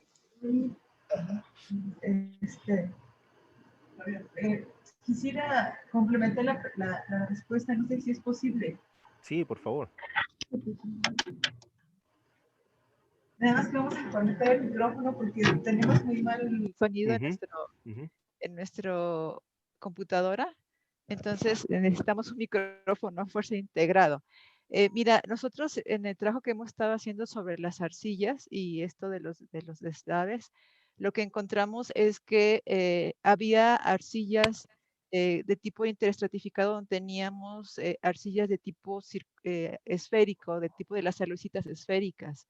Entonces, obviamente que no son los alofanos de tipo esférico, pero son también alucitas de tipo esférico, y que esto de alguna manera está condicionando, tal vez un poco relacionado con la microporosidad que hablaba Oscar, sobre cuando él decía que una partícula de arena se está comportando de manera individual. Yo creo que esto, digamos, contribuye a que se formen estos microagregados, pero con una estructura muy especial, porque ya las arcillas no son laminares, sino son esféricas, y entonces esto va a facilitar mucho el comportamiento físico y mecánico del suelo en cuanto a la porosidad, en cuanto a que estas arcillas, por ejemplo, aloicitas, están parcialmente deshidratadas, y donde tenemos que, por ejemplo, las monorionitas que tienen esas capas, en la parte interlaminar de las arcillas tenemos agua, y que eso es lo que facilita ese proceso de los deslaves. En las aloicitas o interstratificados con de arcillas de SA1 con un SA1, pero de tipo aloicítico un poco hidratado, pues entonces generan también esa capacidad de tener agua entre en su composición estructural, y eso facilita ese proceso mecánico de que hablaba, yo creo que Oscar. Yo no soy especialista de física, evidentemente no trabajo la parte física, pero sí me interesó mucho ver entre los artículos que he leído, pues esa contribución de la forma de las arcillas, y porque también estamos viendo que las arcillas son un poco desordenadas, es decir, tienen procesos de formación que todavía no está una cristalización perfecta. Entonces, en ese proceso de formación de las arcillas se están estructurando, y esa estructuración genera pues esas microporosidades que generan comportamiento muy específico, y no son caso de los alofanos, es decir, son depósitos solamente de arcillas en donde no tenemos ni materia orgánica ni tenemos alofanos, solamente es arcilla cristalina, que es lo que estamos evaluando, cuál es su contribución en cuanto a este comportamiento del suelo. Es lo que puedo comentar hasta el momento. Muchas gracias, doctora Hidalgo, realmente interesante. Sí, por favor. Sí, no, yo nada más escuché a José que habló sobre una escuela de física en Colombia. Entonces yo quisiera invitarlos a hacer una escuela de física en México. Entonces creo que en México está un poco desfavorecida nuestra área de física de suelos, y a mí me encantaría muchísimo coordinar con ustedes la posibilidad y claro, invitando también al doctor Reiner en la medida de lo posible, a lo mejor de manera virtual, organizar esta escuela de física en el colegio de posgraduados en mi institución para poder, y bueno, invitar a otras escuelas de agronomía del país, pero sería una muy bonita, pues, tarea o una muy buena producto de estos seminarios que están organizando ustedes como un producto a nivel latinoamericano, esta escuela, y que podamos organizarla y posteriormente darla a conocer a todos los países latinoamericanos para que se pueda organizar. Muchas gracias. Quítame el... Súper. Bueno, ya para ir cerrando, simplemente comentar que la Escuela de Física de Suelos, que en sus siglas se conoce como el AFIS, ha sido una actividad que se venía organizando recurrentemente, yo creo que desde el comienzo del año 2000, en años sucesivos, y creo que la última fue en Perú. La actividad, bueno, creo que es cofinanciada por la UNESCO, y bueno, hay una persona que asistió a varias de nuestras presentaciones, que es de Yanira Lobo, ha participado prácticamente en todas, así que ella tiene mucha información. De hecho, creo que se va a realizar el próximo año nuevamente en Colombia, pero mucho más antecedentes al respecto yo no tengo. Pero obviamente que vamos a transmitir a quien yo por lo menos conozco esa posibilidad, ¿ya? Así que bueno, les agradezco nuevamente la participación. Como ya Oscar hizo la introducción, de hecho ya hizo parte de la introducción de mi trabajo, me toca presentar a mí como última presentación el 21 de enero. Obviamente que me voy a referir a lo que yo más he trabajado en los últimos años, que tiene que ver con propiedades físicas de suelos derivados de cenizas volcánicas. La idea es hacer primero un registro general de todo lo que hizo Achim Ellis por muchos años, para después llegar a algunas preguntas de investigación que nosotros hemos resuelto. Ya algo anticipó Oscar, y finalmente para centrarnos en lo que ocurre en una serie particular, y que es una serie que está ubicada en la estación experimental de nuestra universidad, que es la serie Valdivia. Así que en 2 semanas más, el 21 de enero, creo tener tiempo suficiente para terminar varias cosas y presentar algunos ensayos o datos preliminares de la última parte. Así que dicho eso, nuevamente muchas gracias por la participación, muchas gracias Oscar por la excelente presentación, y nos vemos el 21 de enero. Que estén muy bien. Gracias por la invitación. Chao, chao. Chao. Nos vemos. Que estén bien. Chao, chao.